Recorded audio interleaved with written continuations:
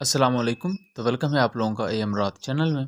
आज हम दो चीज़ों पर बात करने जा रहे हैं। 29 जनवरी को इजरायली एयर स्ट्राइक्स के बाद ईरानियन फोर्सेस, जिसमें ईरानियन मिसाइल फोर्सेस और उनकी एयर फोर्स, वो फुली अलर्ट पर हैं। और अब जो चीज़ निकल कर सामने आई है वो ये कि ईरान के एक हाई रैंक जनरल अपनी जान गंवा बैठे इन इजरायली अटैक्स में। उसके बाद क्या रिस्पॉन्स होगा ईरान का, उस पर बात करेंगे। और उसके अलावा चाइना ने अपने 6th जनरेशन फाइटर एयरक्राफ्ट की कुछ एनिमेटेड तस्वीर स्टेट मीडिया के थ्रू पब्लिश की हैं। ये काफ़ी ज़्यादा सरप्राइजिंग भी है और इस पर बात करेंगे। लेकिन वीडियो में आगे बढ़ने से पहले आप चैनल को सब्सक्राइब कर लें और हमारी वीडियोज़ को शेयर कीजिएगा।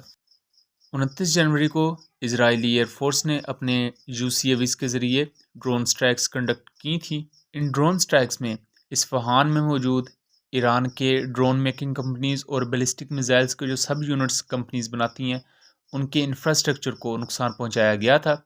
इसके अलावा ना सिर्फ इस्फहान बल्कि तबरेज़, हमदान और इस तरह के दूसरे सिटीज़ भी थे जहां इजरायली ड्रोन्स ने air to ground munition fire की। मतलब कि Israeli drones almost 400-500 kilometre Iran के इंटरनल एरियाज़ में आए और वो air to ground munition fire करके वापस चले गए, जबकि उसके मुकाबले में ईरानियन एयर डिफेंस सिस्टम कुछ नहीं कर सका।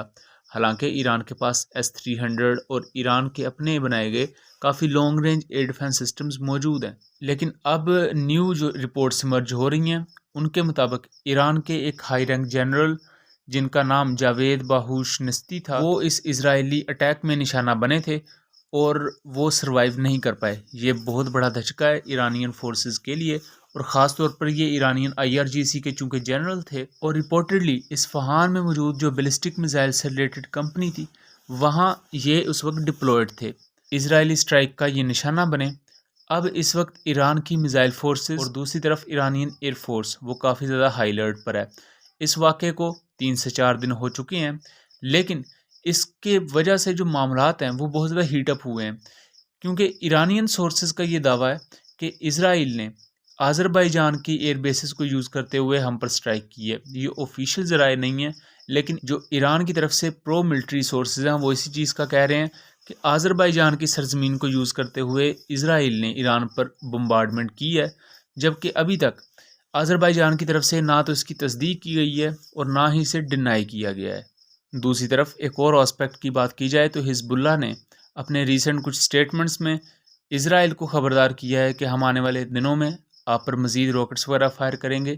ना सिर्फ ये स्टेटमेंट आई है बल्कि गज़ा की तरफ से कुछ मज़ीद रॉकेट्स वगैरह भी फायर इसराइल पर किए गए, ख़ास तौर पर इसराइल के अलनीम एरिया में। और इसराइली एयरफोर्स ने इराक और सीरिया के दरमियान लगने वाले बॉर्डर पर भी बॉम्बिंग की है पिछले 2 से 3 दिनों में।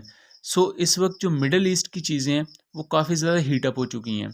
ईरान की तरफ से इस वक्त जो एक्सपेक्टेड चीज़ ये है कि वो हिजबुल्लाह को कुछ न्यू वेपन्स प्रोवाइड कर सकता है, अनयूजुअल हो सकते हैं इसराइल के लिए। और हमें आने वाले वक्त में हमें इसराइल की तरफ कोई बड़ी कार्रवाई होते देखने को मिल सकती है, लेकिन ये चांसेस अभी इसके काफ़ी कम है। दूसरा बात करें तो चाइनीज़ एविक जो इनकी स्टेट ओन कंपनी है एविएशन से रिलेटेड, उसने एक एनिमेशन पब्लिश की है जिसमें एक delta wing next generation fighter aircraft को देखा जा सकता है। और ये चाइना का 6th जनरेशन एयरक्राफ्ट है। इस 6th जनरेशन एयरक्राफ्ट का एक मॉडल हमने यूहाई एयर शो 2022 में भी देखा था। बेसिकली चाइना का 6th जनरेशन एयरक्राफ्ट अमेरिका के next generation air defence system और यूरोपियन टेम्पेस्ट कॉन्सेप्ट्स के रिस्पॉन्स में बनाया गया था।